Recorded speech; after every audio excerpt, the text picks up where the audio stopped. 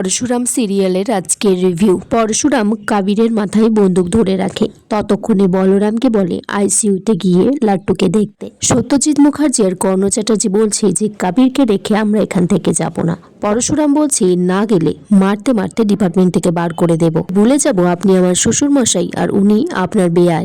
মায়া পরশুরামকে বলছে বস তুমি বৌদির বানানো রুটিটা খেয়ে নাও, আমি ততক্ষণে কাবিরের মাথায় বন্দুক ধরে রাখছি।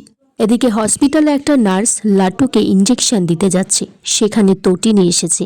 বলছে এখন তো লাট্টুর কোনো ইঞ্জেকশনের প্রয়োজন নেই, আর ডক্টর প্রেসক্রিপশনে কি লিখেছে আমি সেটা দেখতে চাই। নার্সটা বলছে যে আমি কিছুতেই প্রেসক্রিপশনটা দেখাবো না, তাছাড়া ওইটুকু একটা শিশু অসুস্থ আছে, আমাকে যেতে হবে। তটিনী বলছে আপনি দেখাতে বাধ্য।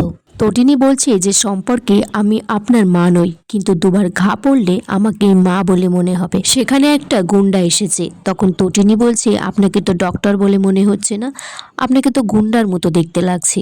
তখন উনি বলছে যে ওনাকে যেতে দিন ভিতরে। তটিনী তারপর ইঞ্জেকশনে ওষুধটা ভরে ওই লোকটির গায়ে পুশ করে দিলে উনি ওখানেই পড়ে যায়।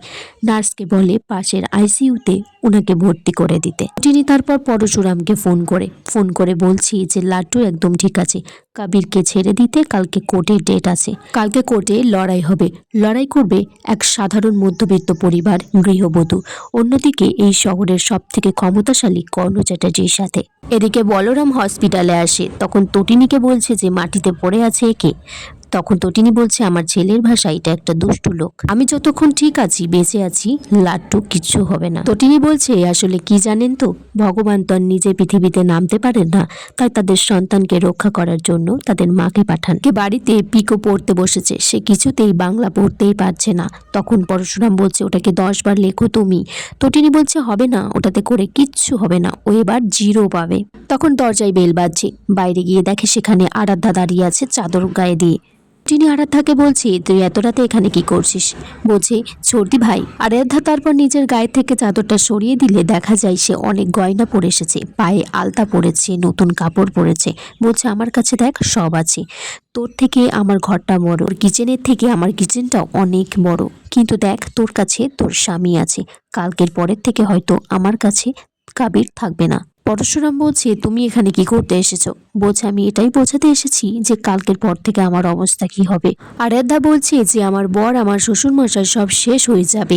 তটিনী বলছে কিচ্ছু করার নেই আরাধ্যা, তুই বাড়ি চলে যা। আজকেও লাট্টুর উপর হামলা করার চেষ্টা হয়েছিল, আর আমি নিশ্চিত যে এর পিছনে আমার বাবা আছে, তোর শ্বশুর মশাই আছে, কাবির আছে। এদিকে কোর্টে হাজির হয়েছে কর্ণ চ্যাটার্জি, সত্যজিৎ মুখার্জি, জিৎ মুখার্জি। তখন সেখানে আরাধ্যাও আছে। নন্দিনীকে বলছে সত্যজিৎ মুখার্জি তুমি বাড়ির মেয়ে হয়ে কখনো আমার ভালো চাইলে না। জিৎ মুখার্জি বলছে একটা প্রবাদ আছে, দুধ দিয়ে কালসা পোষা, তুমি তো তোমার সন্তানকেই পুষেছো দাদা। নন্দিনী বলছে আমি প্রমাণ করে দেব আপনারা সবাই ক্রিমিনাল, কেন জানেন ওইদিকে দেখুন। তারপর স্পেশাল ব্রাঞ্চের সবাই বিজিতকে নিয়ে আসে এদিকে। আর এখানেই আজকের পর্ব শেষ হয়ে যায় বন্ধুরা, তোমরা কমেন্টস করে জানিও কেমন লেগেছে আজকের পর্বটা।